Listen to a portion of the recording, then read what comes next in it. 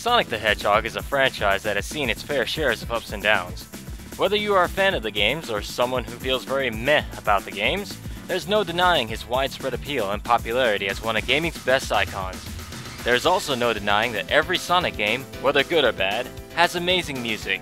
Well, almost all of them. Now, if a series this big, spanning nearly 50 plus games, it was incredibly hard to narrow down my favorite list to just 3, 5, or even 10. Oh no, I spent the last few weeks literally kicking my own ass as I compiled this list. I'm not even kidding, this video took forever for me to make because I wound up reworking the list over and over. But now I think I finally have gotten the list just right.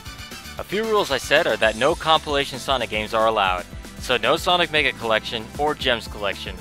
I've also barred Sonic Generations from the list, simply because that game's soundtrack is composed of remixes with very few original compositions. And let's be honest, Sonic Generations would have been number 1 anyway. As with any top list, all of the content is my opinion and not stated as fact. My name is Wolfie and this is my top 13 favorite Sonic soundtracks.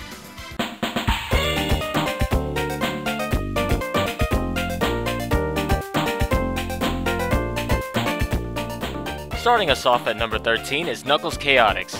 This game came out at that weird time period for me, when there was no real Sonic game to play and I was desperately looking for something to fill that void.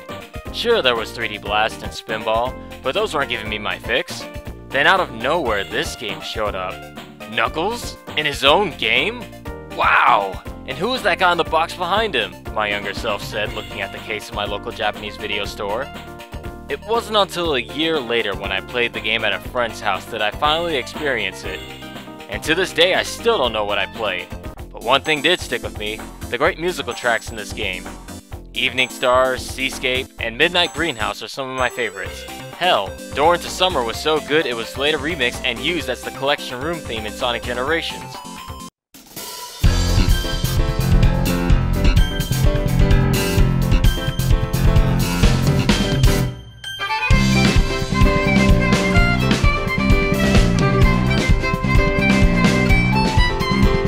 The only reason this game wasn't ranked higher on this list is because of the very strange and forgettable boss themes in this game.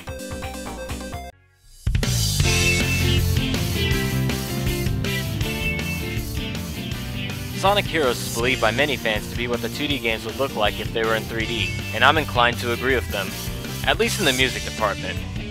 Sonic Heroes once again brings back Jun Senoue as the lead composer for the soundtrack, and he knocks it out of the park. Seaside Hill is an amazing first level theme, and it sets the tone for the rest of the game. The game seems to carry that upbeat Sonic-y feel all the way through. And even though I may not revisit that game, I often find myself listening to the music still to this day. How does that even work? Whenever you think about a Sonic series that has remained consistent in both gameplay and music quality, the first thing that may come into your head is the Sonic Advance series. Trying to pick which Advance game was going on this list was extremely difficult. But out of the 3 games, I found that the third game has the best music.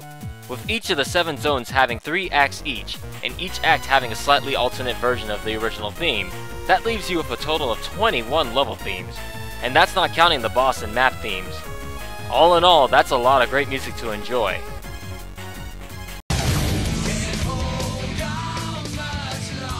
Sonic Adventure was one of the first 3D Sonics I played, so it's no surprise I have a lot of nostalgia for both the game and the soundtrack.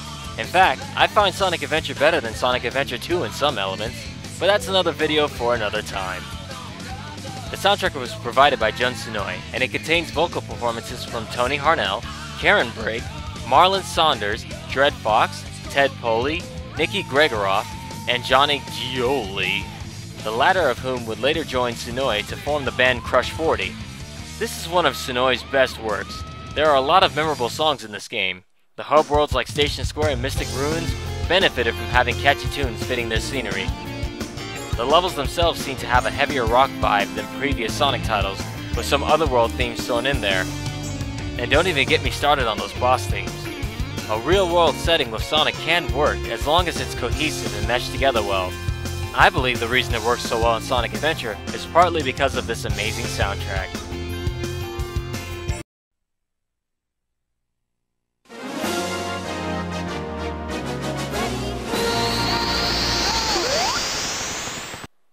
Arguably one of the most jarring soundtracks in the franchise, the soundtrack for Sonic R was composed by British composer Richard Jacques of Sega Europe, who had also previously worked on the soundtrack of Sega Saturn and the PC versions of Sonic 3D Blast. British singer T.J. Davis provided the vocals for the main song Supersonic Racing, which Yuji Naka liked so much that he requested that she be featured in all the game's songs. Jacques wrote all the lyrics for the songs with the intention that they would complement the on-screen action, but would still appeal to those who have never played the game. But for those who think the lyrics are unbearable, then you can simply turn off the lyrics in the option menu. Boom! Everyone's happy. But why would you want to do that?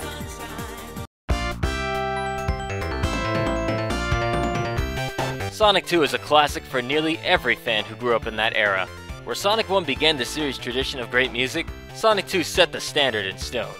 Everything from Emerald Hill Zone all the way to Death Egg is a complete and huge nostalgia trip for me. Just listening to the music again is giving me goosebumps. What I think I love most about the music is that they each fit their respective themes, even with their 16-bit limitations. Casino Night Zone sounds jazzy and smooth, like something you expect from a casino. Oil Ocean Zone is a favorite of mine, with its Middle Eastern theme really working for the overall feel of the level. The whole soundtrack has a lot of oomph to it, and I especially love the final boss theme. Sonic 2 is hailed as the pinnacle of the classic series by some, and it deserves the praise it gets. Show us that amazing ending theme.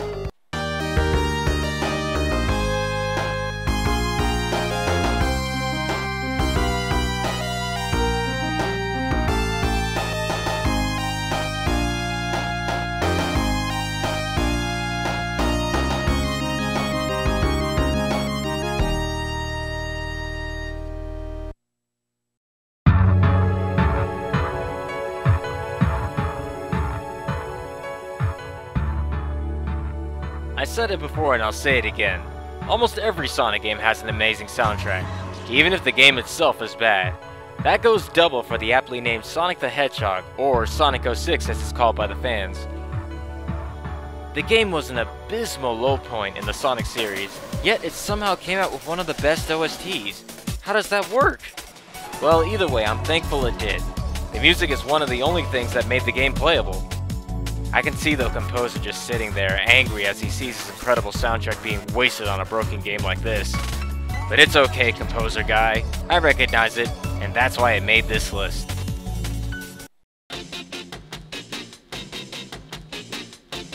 Quick quiz. What do you get when you put the legendary music composer of Jet Set Radio, Hideki Naganuma, on a Sonic soundtrack?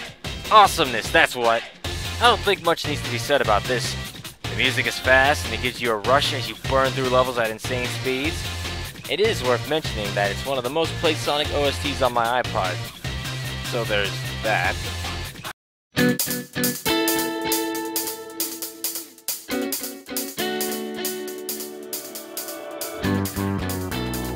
Okay, I think a lot of Sonic fans will agree that Sonic Colors was one of the games that brought Sonic out of that slump he was experiencing with games like Sonic 06 and Shadow the Hedgehog.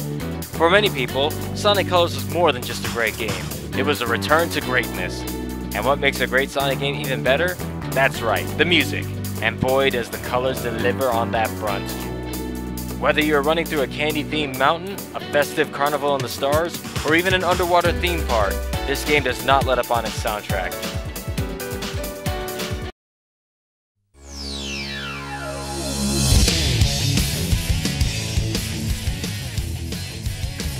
Sonic Adventure 2 being in the top 5 should come as no surprise to anyone who has played this game. For me, the music is very nostalgic, being one of the earliest modern Sonic games I played alongside the original Adventure 1. The game is a mishmash of music genres from rock to drum and bass, jazz, and even rap. Yep, Knuckles' hip-hop inspired tunes are huge guilty pleasures of mine. I often find myself rhyming along with lyrics in Pumpkin Hill, Wild Canyon, and Meteor Herd. You heard? The game also has one of the most iconic songs in the Sonic series, Live and Learn. Though I personally love the Bio-Lizard boss, a really dark and distorted boss theme with some eerie lyrics that seem to examine Shadow's psyche as he faces off against the ultimate life form prototype. The lyrics almost seem to suggest that he knew he was going to die soon. It's a shame they couldn't let Shadow go the way of Gamma and stay dead.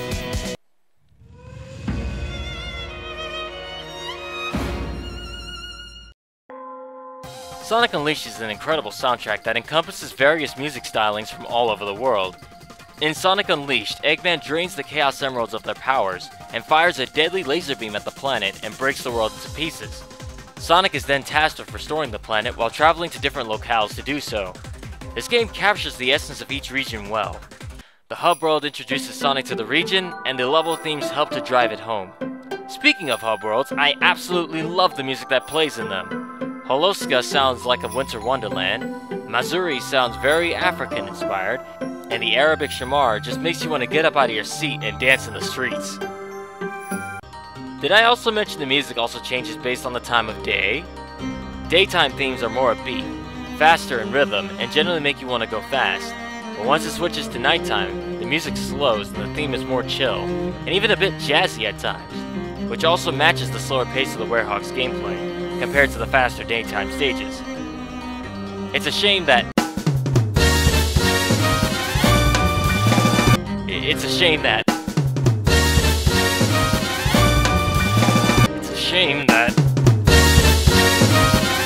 Oh my god, it's a shame that most of the amazing nighttime soundtrack is drowned out by that catchy yet annoying Werehog battle theme. Good god, what were they thinking with that?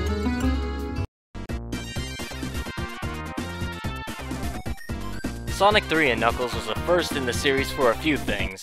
It was the first game to feature changing music between Act 1 and Act 2 for each zone, and it also had music composed by the late and great Michael Jackson, which only helped make the music that much better. Just listen to Ice Cap Zone and tell me that isn't the catchiest 16-bit song you've ever heard. This game also features some of the best boss tracks ever composed for a Sonic game, from the Big Arms battle theme all the way to the huge finale, the Doomsday Zone. Here's a quick refresher of the list so far.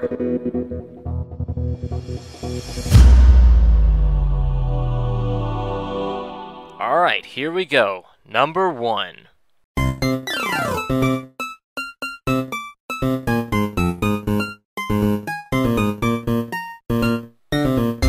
Come on, you didn't honestly think I'd put that, did you?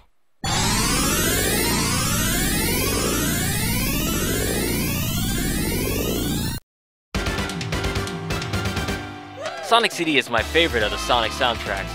Both the US and Japanese versions are great in their own right. Each version of the music has a distinct sound to it. Where the Japanese-European soundtrack sounds much more upbeat and Sonic-y, the US version sounds much darker and has a whole different tone to it than its bouncy Japanese counterpart. What I love most about the music is that they all fit their overall mood and theme of the levels. Let's not forget the music changes depending based on whether you're in the past, present, or future. The present will set the main melody of the music, the past version of the level will sound aged, and the future will sound happy if you get the good future, and horrible if you have the bad future. There is a reason the Sonic CD music holds a special place in my heart. But don't you dare ask me to choose between the US or Japanese versions. You sick, sick people. And for those who love the soundtrack of Sonic CD, be sure to check out the Temporal Duality album from OC Remix. It's incredible.